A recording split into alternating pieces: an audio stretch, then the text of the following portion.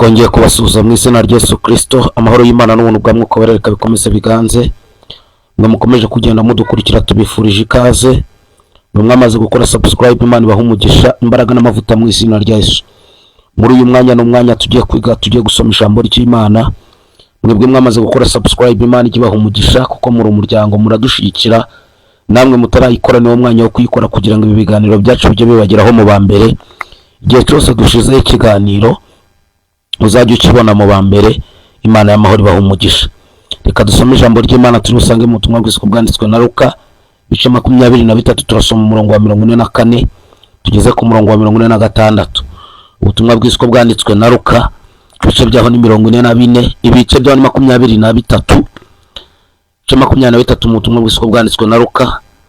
Dusoma umurongo wa 44 tugeze ku murongo wa 46. Haravuga ngo nuko isaha zibaye 6 hazubwira kabiri mu gihugu cyose kugeza ku isaha 9 izuba ntiryava, umwenda ukingiriza hera cyane h'urusengero utabukamo kabiri. Yesu avuga ijwi rirenga ati, Data, mu maboko yawe niho nshize ubugingo bwanjye. Amaze kuvuga atyo umwuka urahera. Imana y'amahoro ihabwa icyubahiro. Nshuti yanjye wo nkurikiye, hari ubuhanuzi Imana impereye muri iri jambo. Hari ubuhanuzi Imana impaye kugira ngo mukugezeho. Abantu benshi muri iyi minsi bari kwibaza cyangwa se bagatinda ku masezerano no kwibaza niba ibyo Imana yavuganye nawe biriho. Ndakubwije ukuri, cya mbere nuko wakishijwe, kuba warakiriye Kristo nk'umwami n'umukiza nicyo cya mbere. Ibindi ndakwifuriza kugira ngo biharire Uwiteka. Yego, Imana yavuganye nawe ko izakugirira neza. Imana yavuganye nawe ko izakurengera. Imana yavuganye nawe ko izagutabara. Ariko imbaraga zigenda zibigukaramuramo ni nyinshi. Muri uyu mwanya ndakwifuriza kumva imbaraga z'Imana. Muri uyu mwanya reka ubyutse bwongere bukubeho. Imbaraga z'Imana reka zikomeze zikugote. Ndimo senga, Imana yambwiye ngo hari abantu igiye kugirira neza, bagiye gusoza ku kwezi kwa 4 ndetse no kwa 5 bari kubona imbaraga z'Imana. Ndagira ngo nkubwire wowe nkurikiye, reka kurambirwa kuko uri umukandida wo kubona ineza y'Imana. Imana yambwiye ngo hari abantu benshi bari kurira kubera akazi. Imana irambwira ngo niwo mwanya wo kugira ngo ibahe akazi. Hari abantu bari guhangayika kubera yuko bari kubona nta hepfo nta haruguru. Imana irambwira ngo ni igihe cyanyu cyo kugira ngo mutabarwe. Imana irambwira ngo ni Imana ihagaritse intambara zo mu mitima kugira ngo muhumure. Gusenga kwanyu kwarumviswe kandi Uwiteka Imana yageze ku byifuzo byanyu biri mu mitima yanyu. Imana irambwira ngo nimbwire buri muntu wese uzankurikira cyangwa se unkurikiye, Imana irambwira ngo ni Imana ije gutabara kandi ni Imana ije kugira neza. Amahoro y'Imana n'ubuntu bwa Mwuka Wera reka bikomeze biganze. Dusomye ijambo ry'Imana dusanze muri iki gitabo cy'ubutumwa bw'Yesu bwanditswe na Luka. Ijambo riratubwiye ngo nuko isaha zibaye 6 hazubwira kabiri mu gihugu cyose kugeza ku isaha 9. Reka nkubwire, hari igihe umuntu ajya abamo akabona ageze mu gihe cy'ubwira kabiri, ariko ndagira ngo nkwifurize kuri uwo mwijima uri kubona, muri uwo mwijima uri kubona, muri iryo joro rigutunguye, biri kubanziriza igisubizo kubera ko Imana igiye kukugirira neza. Nta kindi cyateye ububwira kabiri.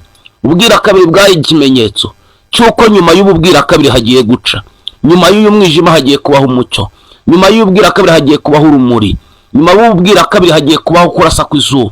Bibiliya iravuga ngo habubwira kabiri ngo izuba ntiryongera gucana, ibyari urumuri birazima. Ni ukuri hari igihe ujya ugera ukabona urumuri rwanze, ukabona umwijima ukurangaje imbere, ukabona ibintu byose byahagaze. Ndagira ngo mvugane n'ubuzima bwawe, ntabwo nitaye kubwira kabiri urimo. Hari ubwira kabiri uhagaze muri kubona nta giceri na kimwe, uri kubona nta minerivare, uri kubona z'abana, uri kubona ibyo kurya byanze, uri kubona nta kazi. Ubwo ni ubuzima bw'ubwira kabiri uhagazemo. Ela pola contra ibonissance dole fope la contre de sain.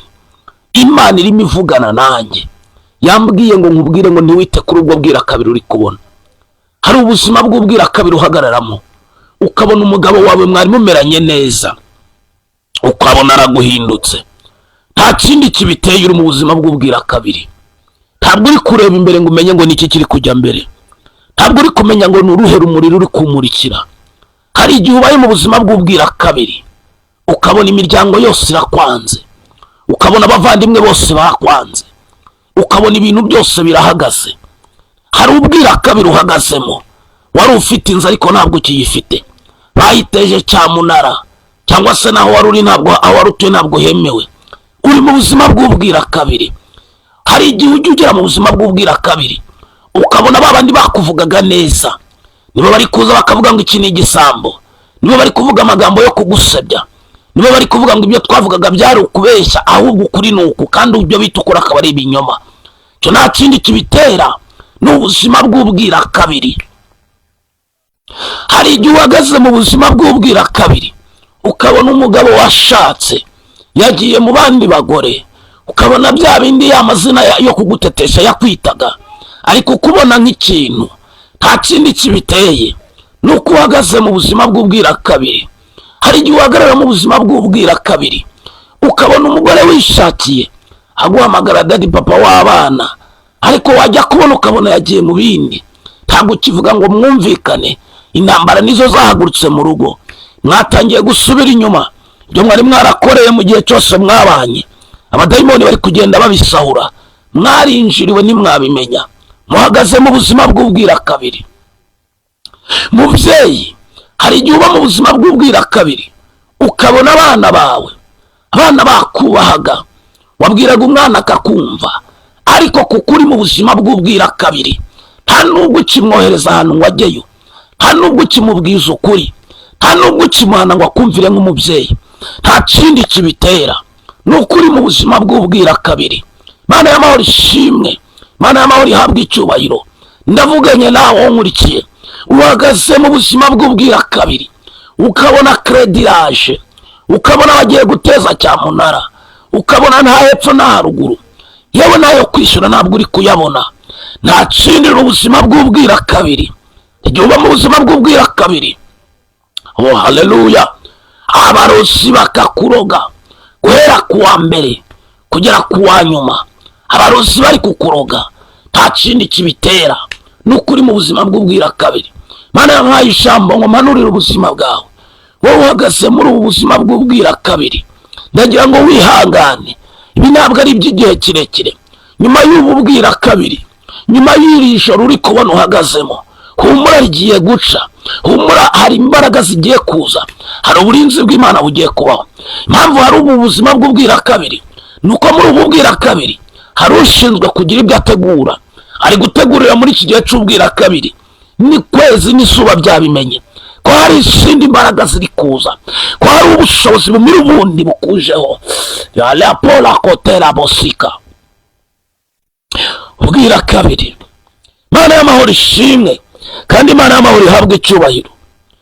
Nuko isaha zibaye esheshatu haza ubwira kabiri mu gihugu cyose kugeza ku isaa 9. N'igihugu cyose, igihugu uhagazemo ntabwo ukifite urumuri, n'ubuzima bw'ubwira kabiri urimo ntabwo ugifite ibyo kukumurikira, uri mu buzima bw'ubwira kabiri. Mana ishimwe, kandi Imana ihabwe icyubahiro ko ari yije kuturengera. Igihugu cyose, ntiwajya mu ntara ngo ubone ikintu, hariyo ubwira kabiri. Muri uyu mujyi wa Kigali harimo ubwira kabiri. Ntiwajya iburasirazuba ngo uboneyo ubufasha bwawe, hariyo ubwira kabiri. Iburengerazuba ntiwajya Rusizi Cyangugu ngo habe hari ikintu cyawe kikiriyo, naho hari ubwira kabiri. Mu majyaruguru, mu Ruhengeri, za Musanze ndetse na za Rubavu na za Karongi, ibintu byaranze, uri mu buzima bw'ubwira kabiri. Hala tole posa le contraire. Igihugu cyose, mu majyepfo ntiwajya mu Ruhango, ntiwajya Muhanga, ntiwajya za Nyanza ngo uboneye ubufasha bwawe. Ubuzima bwabaye ubwira kabiri. Igihugu cyose n'ubwira kabiri, ngo muri icyo gihe ngo guhera saa 6 ngo kugera ku isaha ya saa 9 ngo habaho ubwira kabiri. Ngo izuba ntiryava, haleluya, ngo ariko hari ikintu cyakoretse, ngo nuko umwenda ukingiriza hera cyane bw'urusengero watabutsemo kabiri.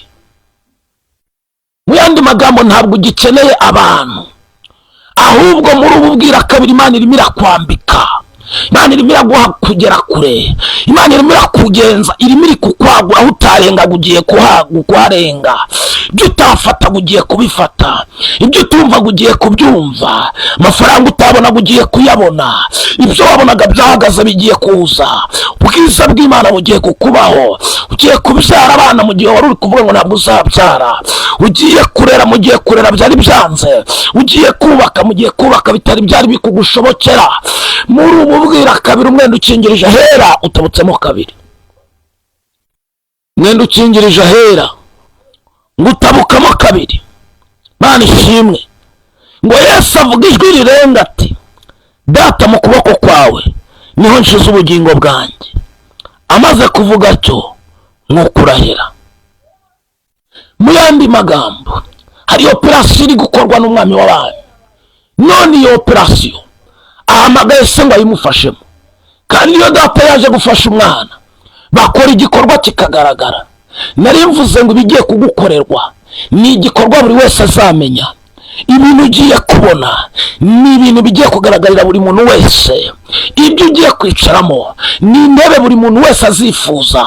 Nari mvuze ngo reka gucika intege, reka kumva bikuyobeye, reka kumva imbaraga z'Imana, imbaraga zigushiramo, reka kumva yuko imbaraga z'Imana zitakikuriho, ahubwo umenye yuko nyuma y'uko usohotse mu bwira kabiri Imana data n'Imana mwana bagiye kuzana ubwiza kuri wowe, kandi umwenda ukingirije ahera watabutsemo kabiri kugira ngo Imana data n'Imana mwana bumve gutaka kwawe. Ntabwo bigiye gukorwa na nyokorome, ntabwo bigiye gukorwa na shangazi, ntabwo bigiye gukorwa n'abantu wishingikirije, ahubwo bikozwe n'Imana data n'Imana mwana n'Imana mwuka wera, kuko ari we muhuza.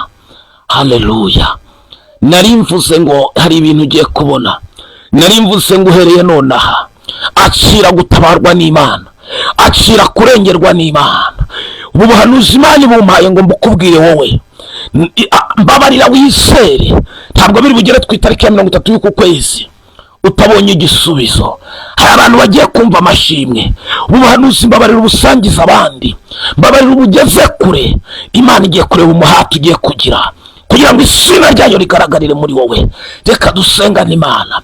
Data, mu izina ryawe rikomeye, ndagushimiye kubw'uyu mwanya, ndagushimiye kubw'iyi message umpaye, ndagushimiye ko ugize ububasha kuri uyu muntu ubyizeye akaba byakiriye.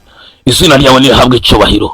Komeza ukora ibikomeye, komeza kutugirira neza, komeza kuturwanirira. Nyuma y'uko twari turi mu buzima bw'ubwira kabiri, tubusohotsemo tugeze mu rumuri rwacu, kandi urumuri duhawe n'Imana data n'Imana mwana ndetse n'Imana mwuka. Izina ryawe nirihabwe icyubahiro.